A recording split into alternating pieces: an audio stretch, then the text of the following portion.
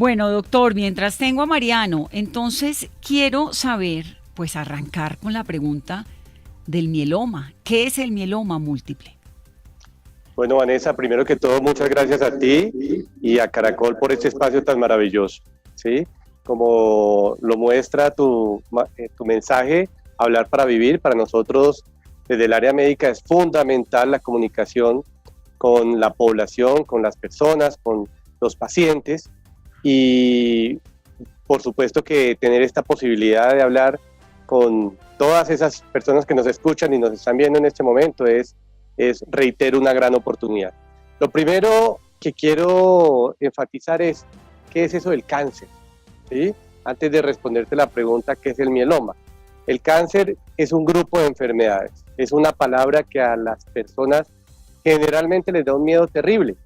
¿Sí? ¿Por qué? Porque se relaciona cáncer igual a muerte y eso no es cierto. Ese es el primer y más importante mensaje del día de hoy. El mieloma múltiple es un tipo de cáncer del área hematológica, de las células de la sangre. Hay unas células de la defensa de la sangre que le llamamos los plasmocitos y esas células pierden el control, se empiezan a dividir y empiezan a producir unos anticuerpos, unas proteínas que son las que a final de cuentas llevan a que el paciente tenga absolutamente el problema, la enfermedad. Entonces, el mieloma múltiple es un tipo de cáncer de la sangre derivada de las células que se llaman los plasmocitos, que son unas células de defensa. ¿El mieloma es como la leucemia, doctor, o son cosas totalmente distintas? Listo. Me encanta esa pregunta. Entonces, debemos tener presente lo siguiente. Los tipos de cáncer son muchos y dentro de los cánceres de tipo hematológico también tenemos unas clasificaciones. Las leucemias son unas enfermedades, también tipos de cáncer. Tenemos dos grupos de leucemias, unas que son agudas, otras que son crónicas. Tenemos también los linfomas, que son tipos de cáncer de la sangre, y tenemos el mieloma múltiple, que es otro grupo. Entonces, no son lo mismo, ¿sí? El hecho de que sean tipos de cáncer de la sangre no indica que se diagnostiquen de la misma forma o se traten de la misma forma. Son tipos de cáncer, digamos, con algunas características que en este caso le llamamos características derivadas de las células hematológicas o problemas derivados de las células hematológicas, pero no son iguales. Toda Colombia está en 10 AM Hoy por Hoy. A las 11:23 de la mañana son muchos los mensajes, las preguntas. Ya vamos a solucionar un par de asuntos de audio y hablamos en breve. Pero antes de esto, hay una noticia en el Valle del Cauca porque, mucha gente, no solamente en el Valle, Katy, hablando de salud, en todo el país, que están en la EPS de Comeva. EPS que está siendo intervenida y la gente con el gran interrogante de qué hacer, cómo solucionarlo. ¿A dónde ir?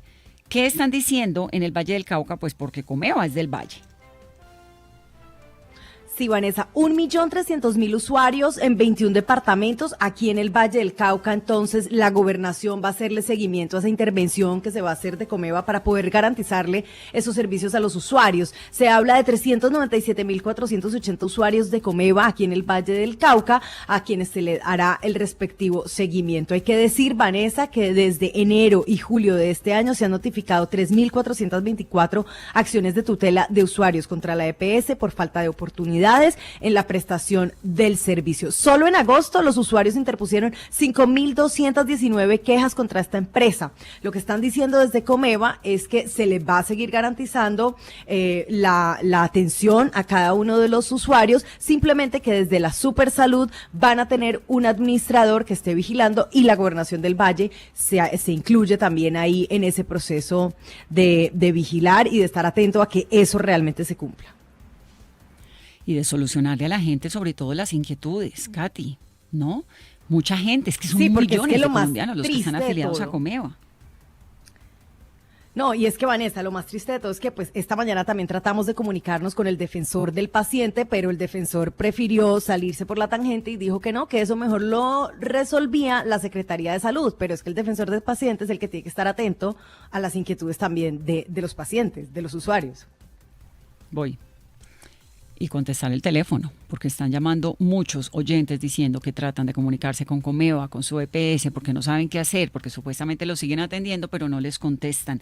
A propósito, Fraile, de algo de lo que hemos hablado todos los días desde que comenzó esta pandemia, y es la urgencia de la escuela presencial. La UNICEF, que es el órgano de las Naciones Unidas que vela por la infancia, por la niñez, está haciendo un llamado muy delicado sobre la educación de los niños en esta pandemia.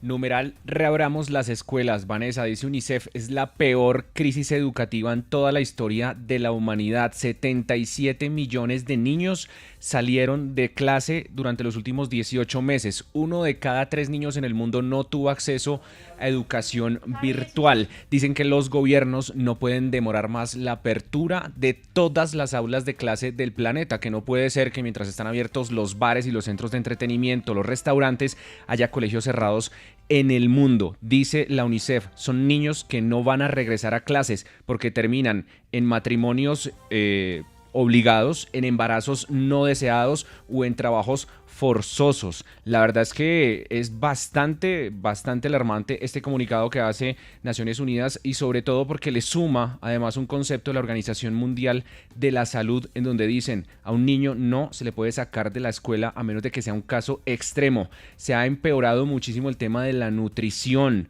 del deporte, los niveles de ansiedad y autolesión están en una alta exposición también a la violencia doméstica. Advierte la UNICEF todo eso que usted venía diciendo esta semana. Es gravísimo que los niños no estén regresando a las escuelas, y por eso esa campaña mundial, numeral, reabramos las escuelas, no hay tiempo que perder. El llamado urgente, casi rogando, que está haciendo la UNICEF para que los niños vuelvan a las escuelas, pero de manera presencial, la crisis más grande, más delicada en la historia. Hay una velatón, ya que estamos hablando de salud, de médicos en el Hospital de Florida Blanca en Santander, porque no les están pagando, Juan Carlos, ¿cómo así? Porque hay múltiples inconvenientes, Vanessa. Resulta que este hospital, que además es de segundo nivel, en la segunda población más importante del área metropolitana, había comenzado un plan de salvamento, de tratar de ponerse en equilibrio financiero, pero después llegó la pandemia y entonces les cayeron todos los males. Por ejemplo, se fueron algunas EPS muy importantes y los afiliados fueron trasladados a otras organizaciones de esta naturaleza que tienen una integración vertical y sencillamente pues no contratan con el hospital. Pero además un problema enorme que no solamente afecta a este hospital, sino a varios del departamento de Santander. Resulta que el gobierno no está pagando los dineros que se adeudan por atención a migrantes. Solamente a este hospital le están debiendo, por concepto de atención a población venezolana, 9.000 millones de pesos, y así pues es muy difícil, han dicho esta mañana sus directivos. Por eso los médicos no tienen el salario a tiempo, y esta tarde ellos van a efectuar una protesta, una velatón, bajo un hashtag que nos parece acertadísimo. Es numeral héroes con bata, pero sin plata.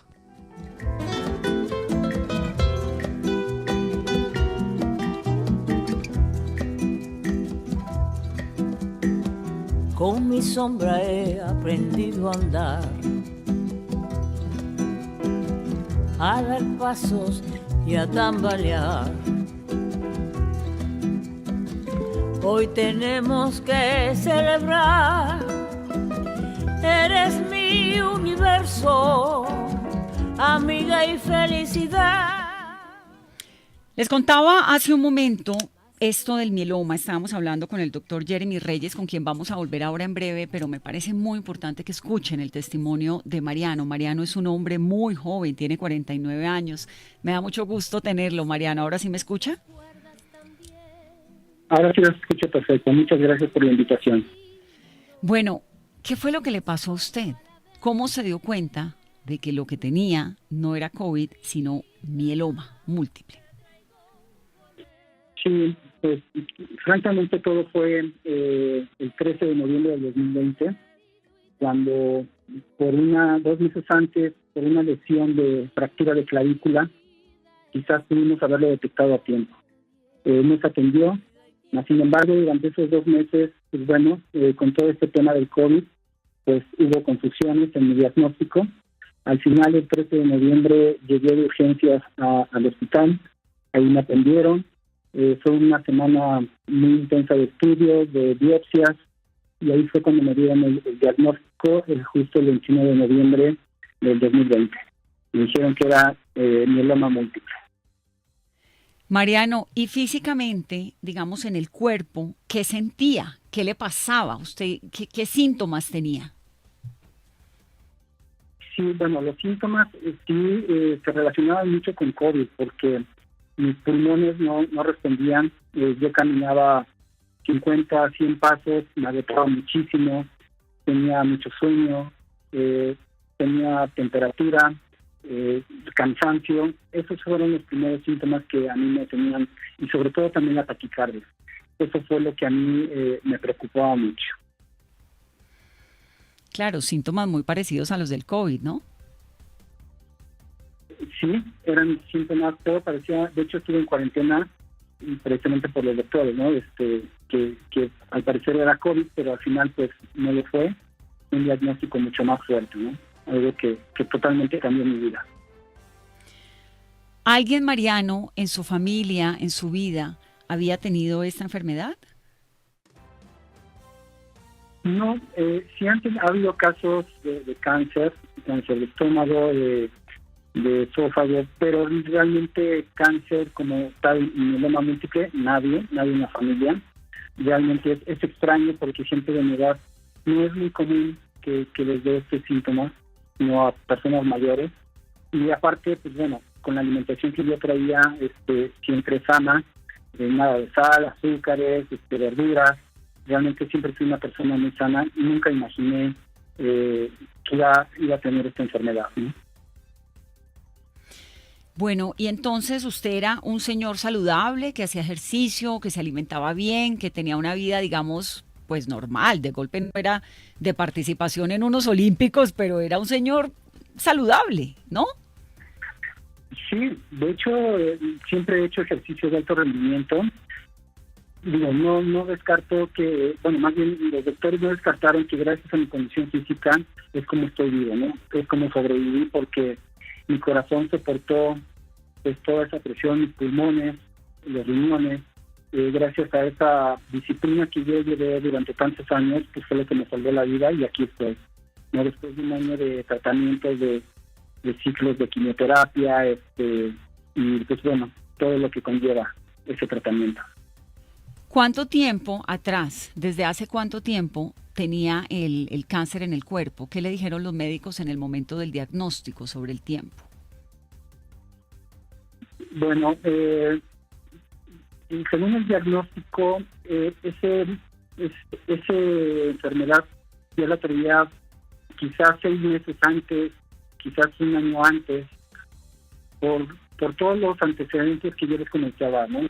Dolor de riñón, dolor de huesos, había veces que yo tenía como un dolor de lumbalgia que no lo soportaba, y esos eran como los primeros síntomas, eran como los primeros alertas que realmente omitimos, y por ignorancia no nos atendemos, decimos, pues, simplemente por cansancio, pero ya 1 año antes ya tenía síntomas, y creo que esto se pudo haber detectado todavía mucho más a tiempo. Bueno, Mariano, entonces esto fue a finales del año anterior, arranca su tratamiento, un tratamiento agresivo, ¿no? Con quimioterapia. Le han hecho casi 36, es el número de quimioterapias que le han hecho. Justo el 24 de septiembre de 2021 fue mi última quimioterapia hace algunos días. Sí, es algo muy, muy duro, muy duro. Afortunadamente, pues bueno, no se me cayó el cabello, pero otros síntomas como la diarrea, náuseas, dolor de huesos, sudoración, escamación, algunas muelas se me cayeron, se me hicieron pedazos. Realmente es una experiencia muy, muy dura.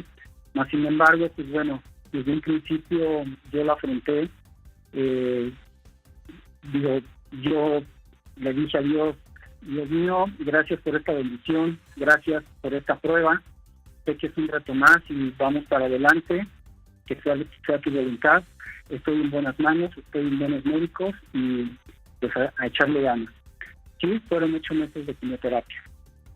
Claro. Totalmente Y se ve agresivo. súper bien, Mariano. Quienes lo pueden ver a través de nuestra cuenta de YouTube, estamos haciendo esta transmisión para que ustedes puedan ver a Mariano, que realmente pues se ve muy bien, como si nada le hubiera pasado, y me alegra muchísimo poder hablar con usted y poder contar esta experiencia, porque creo que es una alerta enorme que tanto se necesita, ¿no?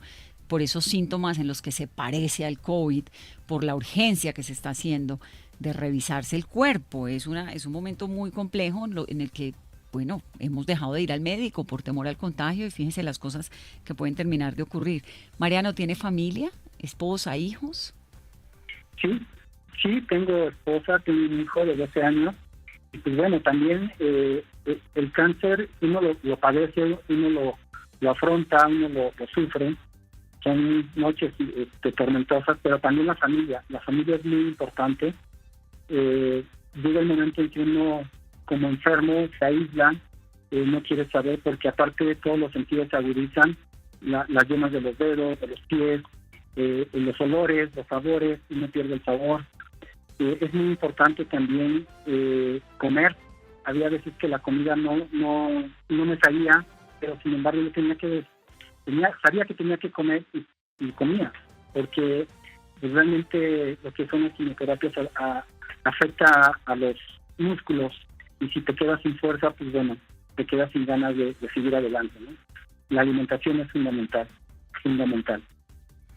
Claro, y es un tema familiar, porque ahí obviamente pues en una crisis de ese tamaño, el cariño, el apoyo, lo que ocurre con usted como paciente, pero la familia, todo eso termina siendo fundamental. Mariano, yo le agradezco muchísimo. Una lucha muy grande, una paciencia profunda, la persistencia, la fe, la determinación. Un valiente que sobrevivió. Así es. Sí, me considero sobreviviente de cáncer. En 2 semanas tengo mi aspirado de médula para saber el porcentaje de células cancerígenas, que estoy seguro que ya no lo tengo. Y pues bueno, seguir adelante con el tratamiento. Y pues sí, la familia es fundamental en estos momentos. Muchísimas gracias por la invitación. Un saludo muy grande, gracias a usted por contarnos esta historia, que es una historia de lucha, de supervivencia, que además queremos traer a colación para que nuestros oyentes vean que esos riesgos están allí, que hay que cuidarse un montón y sobre todo ir al médico. Un saludo muy especial y gracias. Muchísimas gracias, igualmente, abrazo. Regreso entonces ahora con el doctor Jeremy Reyes, que como les contaba, pues es especialista en medicina interna, es hematólogo de la Clínica de Los Cobos y de la Clínica Nogales. Me están llegando muchas preguntas de los oyentes y yo también tengo un montón de preguntas. Así que, doctor, ya nos explicó qué es el cáncer, ya nos explicó qué es el mieloma, en qué se parece, en qué se diferencia de la leucemia. Escuchando un hombre tan joven, ¿no? Como Mariano, de 49 años, ¿no? Dice... ¿Pero cómo así? ¿El mieloma no era una enfermedad exclusiva de adultos mayores? No es enfermedad exclusiva de adultos mayores. Eso es importante que lo tengan presente la población general. Este tipo de enfermedades y muchos tipos de cáncer pueden aparecer absolutamente desde la infancia hasta los adultos. Claramente, la frecuencia de presentación sí puede cambiar un poco. Y lo que nos muestran, digamos, los estudios epidemiológicos, y las instancias gubernamentales es que claramente este tipo de enfermedades se produce más en la vida, digamos, de los pacientes adultos. El promedio viene siendo más o menos unos 65 años, pero por supuesto eso también cambia dependiendo del reporte. Entonces, tener presente que puede aparecer en personas jóvenes, lo hemos evidenciado. Aunque bueno, Vanessa, viste que Mariano está, mejor dicho, en mejor estado físico que nosotros. Sí. Bueno, menos mal, eso lo llena a uno de mucho optimismo porque siempre es esperanzador saber que hay una cura, ¿no? Que hay posibilidades, que hay unos tratamientos, que uno puede salir de una tragedia como el cáncer. Pero quiero entrar un poco más en el diagnóstico, doctor, en por qué. Hay una condición genética, usted nos estaba hablando un poco de esto, ¿no? Del ejercicio, de la alimentación. ¿Qué puede hacer uno en la vida cotidiana para estar mucho más saludable y de golpe mucho más fuerte, como es el caso de Mariano, que nos cuenta que los médicos le dijeron es que yo era un hombre súper saludable y eso tal vez me ayudó a contrarrestar los efectos de la enfermedad. ¿Qué puede hacer uno en la vida cotidiana? Son dos preguntas, ¿no? Primero, ¿qué podemos hacer en el día a día? Es tener una vida saludable. Mariano nos decía, la alimentación es importante. Por supuesto, en todas las esferas de la vida nos puede afectar o no tener una buena alimentación, una alimentación saludable. La actividad física, fundamental. Miren el caso de Mariano. Mariano nos cuenta que definitivamente él siente, ¿sí?, que su buena actividad física, su acondicionamiento, el gusto por el ejercicio, probablemente haya sido un factor que haya impactado ese buen rendimiento que ha tenido en este momento con sus tratamientos. El dormir bien, ¿sí? A veces no tocamos ese aspecto, pero el dormir es algo fundamental. Entonces, solo por tocarte, Vanessa, uno de los aspectos que yo recomendaría a la población general, a todo el mundo, lo hago diariamente en la consulta, es tener una adecuada alimentación, hacer actividad física y por supuesto un buen dormir. Entonces, eso como primera parte. Cuando hablamos ya del diagnóstico, la pregunta es ¿cómo hacemos el diagnóstico los hematólogos? Lo primero, el primer paso es pensar en la enfermedad. Y aquí quiero dar una alerta y hacer un paréntesis. Esta enfermedad en ocasiones pasa gran tiempo, mucho tiempo en ser diagnosticada, porque en ocasiones no se piensa. ¿Por qué? Los pacientes, ¿qué sienten? ¿Qué les molesta? Generalmente los pacientes acuden, por ejemplo, con dolor en la espalda, dolor en los huesos, y en muchas oportunidades el mismo paciente se automedica, el médico lo valora, puede que encuentre algunas alteraciones, pero pues no le parece llamativo, y va pasando el tiempo y el diagnóstico se va dilatando.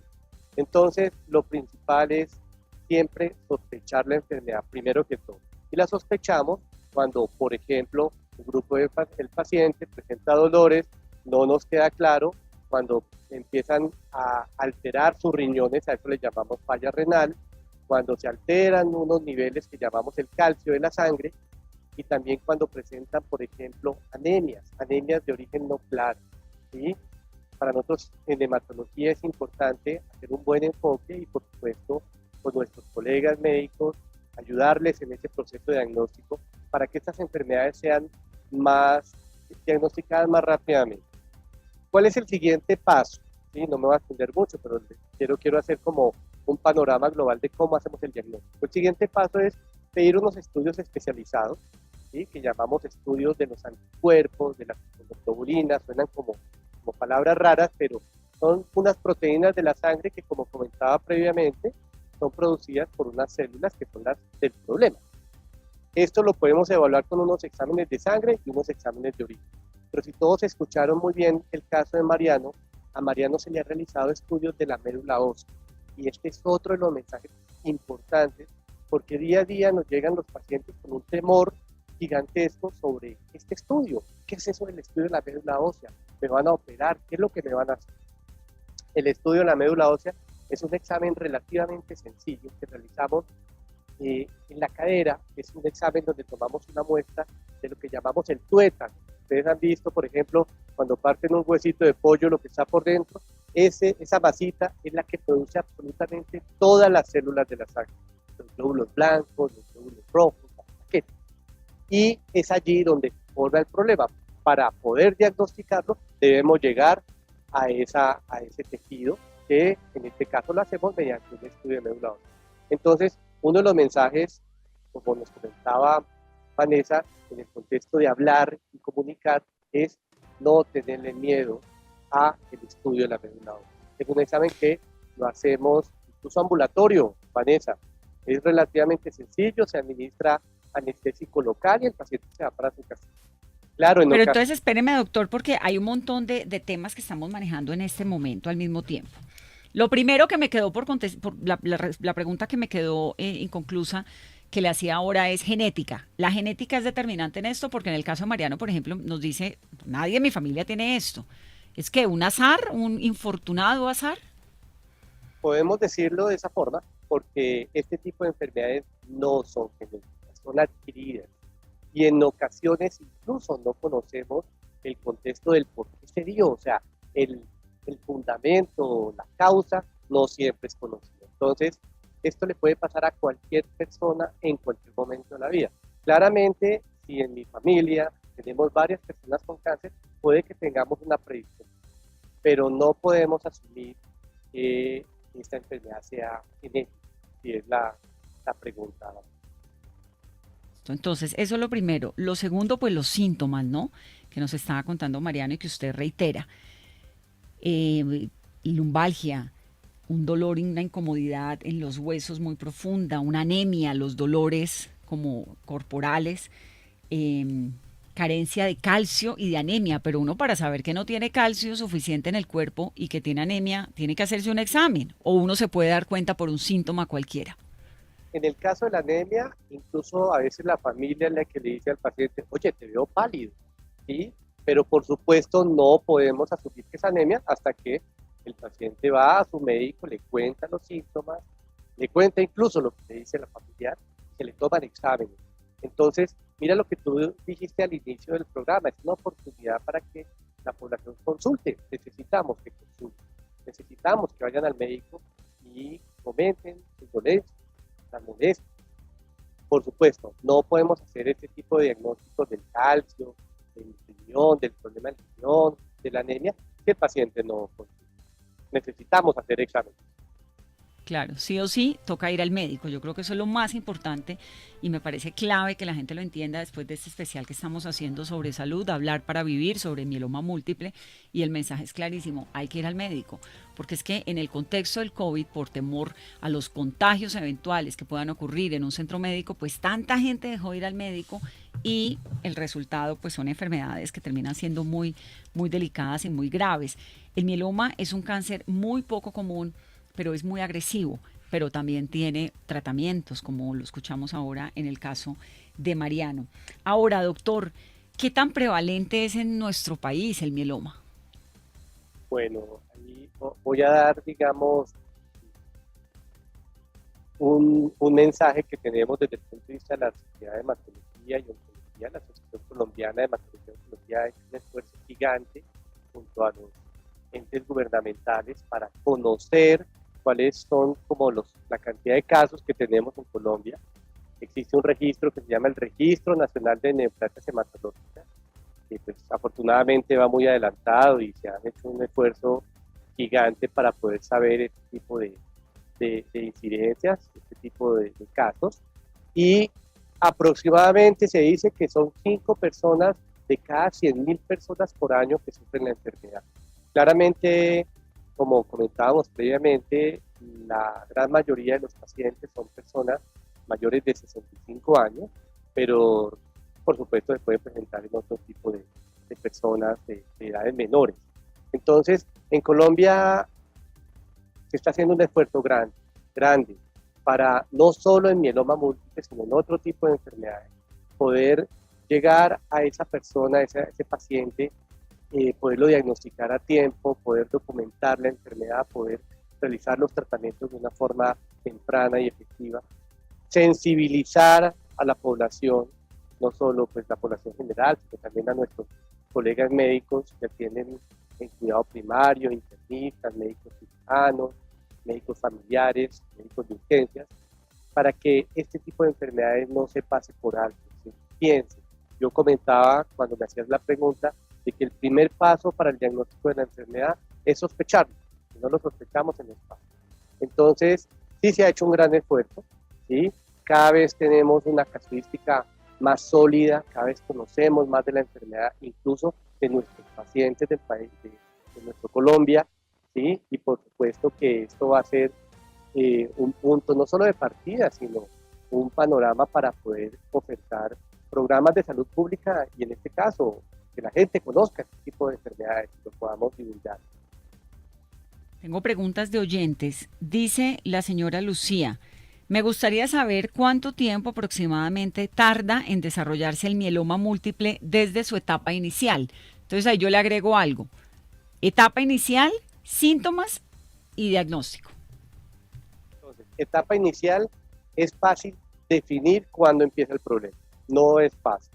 ¿Por qué? Es difícil, disculpe, definir cuándo inició el problema. ¿Por qué?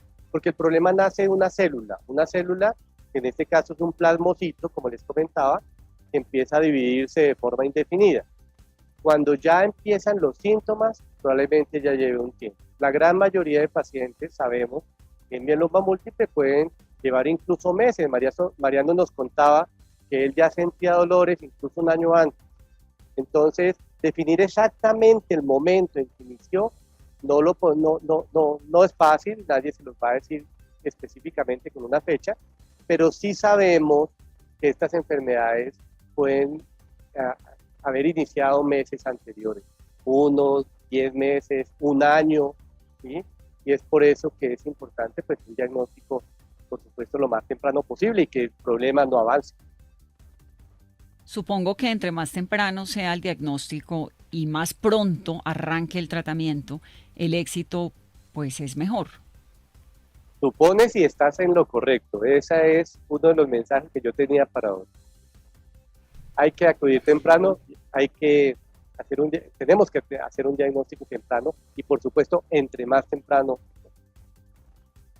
Médico, yo creo que es importante y realmente es un mensaje que quiero dejar, que me la paso repitiéndole a los oyentes, hay que ir al médico. Tengo otro mensaje de Nicolás. Nicolás dice lo siguiente: ¿cuáles son las complicaciones que se pueden generar a partir de tener mieloma? ¿Y esto puede llevar a la muerte? Pregunta Nicolás. Claro que sí. Entonces, todos los tipos de cáncer te pueden llevar a la muerte por muchas circunstancias. Y por supuesto, si no lo tratas, mayores posibilidades de que tenga el paciente complicaciones. El mieloma múltiple generalmente afecta mucho los huesos. Entonces, el paciente, por ejemplo, puede presentar fracturas solo con caídas mínimas, con golpes muy leves, ¿sí? O fracturas espontáneas. El paciente puede tener el dolor en la espalda, como lo hemos comentado en varias oportunidades, y cuando le toman el estudio, por ejemplo, de una resonancia, un examen imagenológico, evidenciar que ahí tiene la fractura. Pueden ser incluso espontáneas. Entonces, afecta mucho el hueso, esta enfermedad afecta mucho los huesos, ¿sí? Pero también puede tener el paciente complicaciones de su riñón. En ocasiones, el diagnóstico está basado en que el paciente inicialmente empezó con problemas relacionados con su riñón. Se eleva la creatinina, unos marcadores que evaluamos en esta área, y por supuesto que es allí donde empezamos a sospechar este grupo de enfermedades. El tema del calcio, como yo les comentaba previamente, en ocasiones el paciente tiene la elevación del calcio, no se sabe por qué, y uno de los problemas que puede presentar es este tipo de enfermedades. Y finalmente, la anemia. La anemia también, y más en el área de hematología, que vemos todos los días pacientes con anemia, cuando no tenemos claridad del por qué la anemia o está relacionada, por ejemplo, con esto que hemos comentado del problema del riñoncito, del problema del calcio o el problema de los huesos, pues por supuesto que nos da indicios para pensar en la enfermedad y poder hacer el diagnóstico. Entonces, La anemia, de nuevo, doctor, la anemia es una persona que es muy pálida inexplicablemente, pero ¿hay algo más que uno pueda saber, que pueda sentir para sospechar de la anemia? Entonces, anemia, y vamos a hacer un énfasis con ese término, anemia es tener la hemoglobina baja. Y la hemoglobina es un marcador que tomamos nosotros en el cuadro hemático que nos da una idea de cuántos glóbulos rojos tenemos, cómo estamos en el tema de glóbulos rojos.